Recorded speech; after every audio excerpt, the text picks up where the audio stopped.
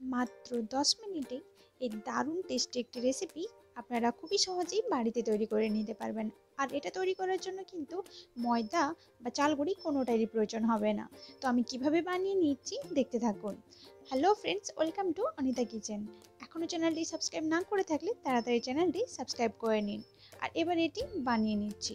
এটা বানানোর জন্য এখানে নিয়েছি সুজি।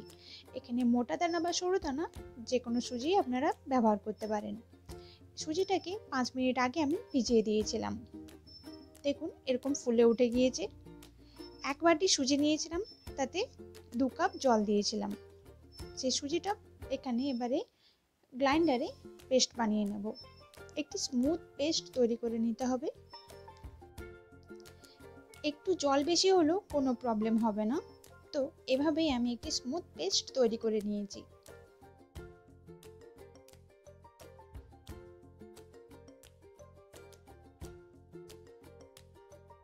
আর এবার এতে দিয়ে দিচ্ছি হাফ বাটি পরিমাণ আটা।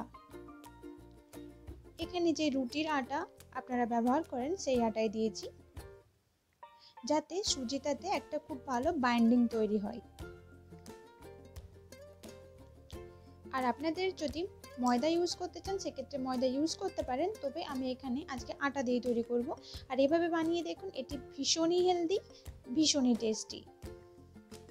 আটা আর সুজির মিশ্রণ ভালো করে মিশিয়ে নিচ্ছে, সাথে একটু জল ব্যবহার করছি।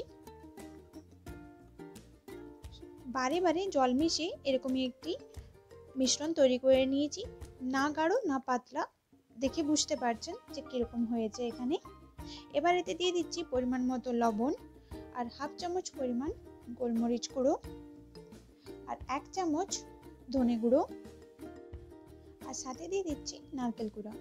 নারকেলটা আগে থেকেই কুড়ে রেখেছিলাম, খুবই অল্প পরিমাণে এখানে ব্যবহার করছি। আর সব একসাথে খুব ভালোভাবে আবারও মিশিয়ে নিচ্ছি। একদম স্মুথ পেস্ট একটি তৈরি হয়ে আসবে।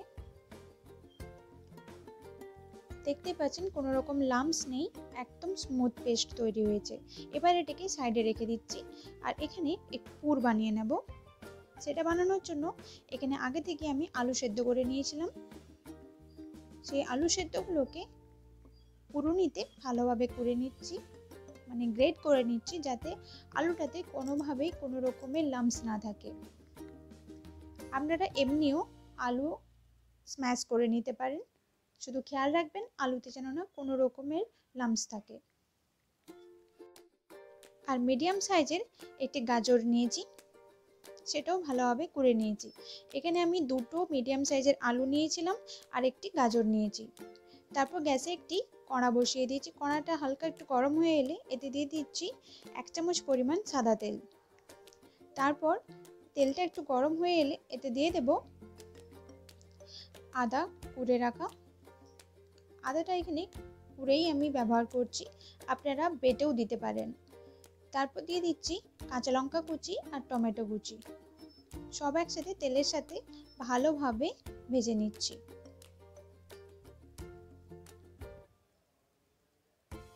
হালকা একটু ভাজা হয়ে গেলে এতে বাকি গুঁড়ো মশলাগুলো অ্যাড করে দেব। এটি আপনারা ব্রেকফাস্টে বা বাচ্চাদের টিফিনেও কিন্তু খুবই অনায়াসে দিতে পারেন। আর ভীষণই হেলদি এই রেসিপি, তো বাড়িতে অবশ্যই এটি ট্রাই করে দেখুন, আপনাদের ভীষণ ভালো লাগবে। আর এতে দিয়ে দিচ্ছি আগে থেকে কুচিয়ে রাখা কিশমিশ। কিশমিশগুলোকে অল্প একটু কুচিয়ে নিয়েছিলাম, সেটাও এখানে দিয়ে দিচ্ছি। আর দিয়ে দিচ্ছি পরিমাণ মতন লবণ। আর দিয়ে দিলাম 1 চামচ পরিমাণ ধনে গুঁড়ো, আর হাফ চামচ পরিমাণ হলুদ গুঁড়ো, আর হাফ চামচ গোলমরিচের গুঁড়ো। সমস্ত রকমের গুঁড়ো মশলা একসাথে ভালো করে মিশিয়ে নিচ্ছি। আর ভালো করে মশলাটা ভাজা হয়ে গেলে এবারে এতে আগে থেকে স্ম্যাশ করে রাখা আলু, মানে সেদ্ধ আলু মিশ্রণটা দিয়ে দিলাম। আর কুড়ে রাখা গাজরটাও দিয়ে দিচ্ছি। এবার সব একসাথে খুব ভালোভাবে মিশিয়ে নিচ্ছি। আর হালকা একটু ভাজা ভাজা করে নেব, যাতে আলু আর গাজরের মধ্যে যে জলটা আছে ওটা শুকিয়ে যায়। খুব ভালোভাবে মিশিয়ে নিয়েছি। আর মেশানো হয়ে গেলে এবার এটিকে একটি ডিশে নামিয়ে রেখে দেব। এরকমই নিত্য নতুন খাবারের রেসিপি পেতে অবশ্যই চ্যানেলটিকে সাবস্ক্রাইব করে নেবেন। আর পাশে থাকা বেল আইকনটি অবশ্যই প্রেস করে দেবেন, তাতে যখনই কোনো নতুন রেসিপি আমি আপনাদের সাথে শেয়ার করব সেটি সবার আগে আপনার কাছে পৌঁছে যাবে।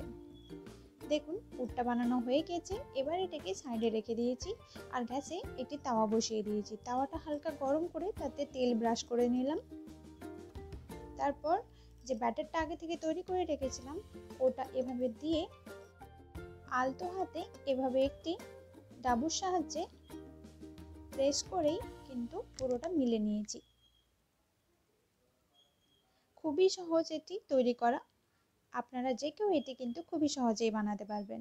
আর এবার এটার উপরে পুর দিয়ে দিলাম আর পাটিসাপটা পিঠার মতনই এটাকে মুড়ে নিচ্ছি। এই রেসিপিটি কিন্তু ঝাল ও মিষ্টি দুইয়েরই কম্বিনেশন। আর এবার এটাতে হালকা গাওয়া ঘি উপর থেকে দিয়ে দিলাম আর ভালো করে ভেজে নিচ্ছি। এইভাবে যখন খুশি এই হেলদি টিফিন রেসিপিটি আপনারা বানিয়ে নিতে পারবেন। আর বানানোর জন্য বেশি সময় একেবারেই লাগবে না, মাত্র 10 মিনিট সময় লাগবে। হাতে সময় না থাকলে কিন্তু এভাবে যখন খুশি এই রেসিপিটি বানিয়ে নিতে পারবেন বাড়িতে। আর এই রেসিপিটি আপনাদের ভালো লেগে থাকলে অবশ্যই আমাকে কমেন্ট করে জানাবেন। এভাবেই একে একে বাকি সমস্তগুলোই বানিয়ে নিচ্ছি। আর দেখতে কিন্তু এটা একেবারেই পাটিসাপটা পিঠার মতন, তবে একটু অন্য রকমের। আবারও ঘি দিয়ে ভাজা ভাজা করে নিচ্ছি। আপনারা চাইলে এখানে তেল দিয়েও ভাজা ভাজা করতে পারেন আর বাটার দিয়েও করতে পারেন, আপনাদের ইচ্ছে মতো। সবগুলো একসাথে ভাজা হয়ে গেছে, এবার একে একে প্লেটে নামিয়ে নিচ্ছি। ভিডিওটি ভালো লেগে থাকলে একটি লাইক ও শেয়ার করে দেবেন।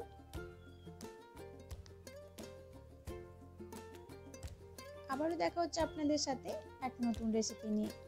ভিডিওটি শেষ পর্যন্ত দেখার জন্য অসংখ্য ধন্যবাদ। আশা করি আপনারা সবাই খুবই ভালো আছেন।